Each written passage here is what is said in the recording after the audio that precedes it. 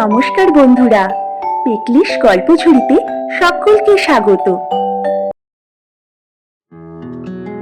এক রাজ্যের রাজপরিবারের কুলপুরোহিত ছিলেন অনেক বিদ্বান ও বুদ্ধিমান।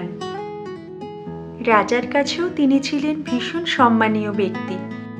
তিনি রাজদরবারে প্রবেশ করা মাত্রই রাজা সহ সকলে তাকে সম্মান প্রদানের জন্য উঠে দাঁড়াতেন আর তার আসন গ্রহণ করা পর্যন্ত অপেক্ষা করে তারপরেই নিজ আসন গ্রহণ করতেন। কুলপুরোহিতের সাথে নানান বিষয়ে আলোচনা থেকে পাওয়া জ্ঞানে রাজা সম্ভ্রান্ত হতেন। কুলপুরোহিতের সব বিষয়ের ব্যাখ্যা রাজাকে অভিভূত করত। একদিন রাজা তাকে জিজ্ঞেস করলেন, আচ্ছা, জ্ঞান না আচরণ কোনটি শ্রেষ্ঠ বলুন তো দেখি। রাজার প্রশ্ন শুনে তিনি বললেন, রাজন, আজ যদি আমি এই প্রশ্নের উত্তর দিই তবে আপনার সেই উত্তর মনঃপুত হবে বলে আমার মনে হয় না। আমাকে যদি 2 দিন সময় দেন তাহলে আমি সুন্দর ব্যাখ্যা দিয়ে আপনাকে এই উত্তর দিতে পারি।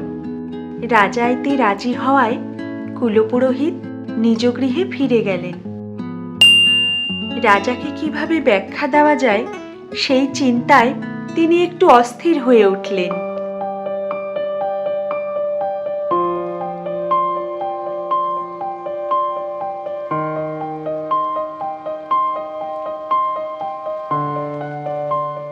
স্বামীকে এত চিন্তিত ও উদ্বিগ্ন দেখে পুরোহিত পত্নী কারণ জানতে চাইলেন।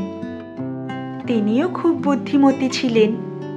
স্বামী স্ত্রী দুজনে আলোচনা করে একটি উপায় বের করলেন। রাজমহলে খুব সন্তর্পণে প্রবেশ করলেন কুলপুরোহিত।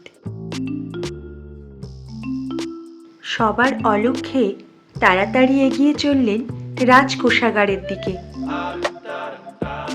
যেহেতু রাজমহলের প্রত্যেকে তাকে ভীষণ সম্মান করতেন, তাই কুলপুরোহিত অবাধে রাজকোষাগারে প্রবেশ করতে পারলেন। আর সেখান থেকে তিনি চুরি করলেন একটি মুক্ত।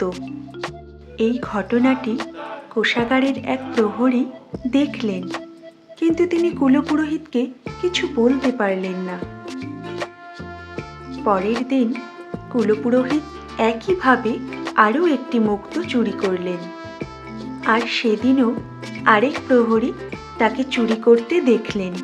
কিন্তু প্রত্যেকে কুলপুরোহিতকে এতটাই সম্মান করতেন যে ওই প্রহরীও কুলপুরোহিতকে কিছু বলতে পারলেন না।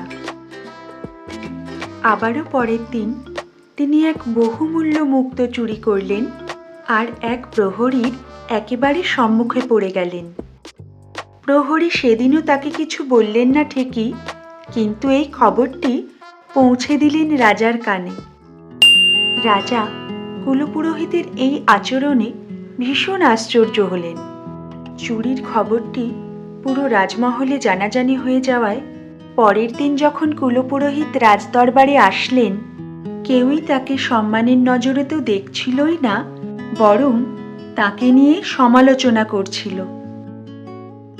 রাজাও তাকে দেখে উঠে দাঁড়ালেন না। কুলপুরোহিত বুঝলেন তাকে আর কেউ সম্মানের নজরে দেখছে না, এমনকি রাজাও না। রাজার সামনে এগিয়ে যাওয়ায় রাজা তাকে জিজ্ঞেস করলেন, আপনি কোষাগার থেকে রোজ মুক্ত চুরি করছেন? কুলপুরোহিত হেসে বললেন, হ্যাঁ রাজন, আমি করেছি তো চুরি। তারপর মুক্তগুলি বের করে রাজার দিকে এগিয়ে দিলেন। এই নিন আপনার মুক্ত। ফেরত যখন দেবেনি তাহলে চুরি করলেন কেন? আপনার জন্যই তো চুরি করলাম রাজন। মানে আপনার সেই প্রশ্নের উত্তর, জ্ঞান শ্রেষ্ঠ নাকি আচরণ, সেদিন আমার কাছে যা জ্ঞান ছিল আজও আমার কাছে সেই জ্ঞানই আছে, কিন্তু আমার আচরণের জন্য আমার প্রতি সবার ব্যবহার পুরোটাই বদলে গেছে। আপনি বলুন রাজন, যেই সম্মান আপনি, পুরো রাজমহল বা এই রাজ্য আমাকে করত, সেই সম্মান কি আমি আমার এই আচরণের পরেও পেলাম? আমার জ্ঞানের জন্য যেই সম্মান আমি সবার থেকে পেতাম, আমার এক খারাপ আচরণে তা নিমেষেই খণ্ডন হয়ে গেল। আশা করি রাজন, ব্যাখ্যা সহ উত্তর আমি দিতে পারলাম। রাজা কুলপুরোহিতকে ভুল বোঝায় লজ্জিত হলেন। পুনরায় রাজা তার ব্যাখ্যায় অভিভূত হলেন আর মাথা নত করে তাকে সম্মান জানালেন। রাজাসহ রাজদরবারে উপস্থিত সকলে কুলপুরোহিতের চুরির উদ্দেশ্য বুঝতে পারল, আর তার ব্যাখ্যাও তাদের সকলের মনঃপূত হল। কুলপুরোহিত সন্তুষ্টির হাসি হেসে নিজ গৃহে ফিরে গেলেন।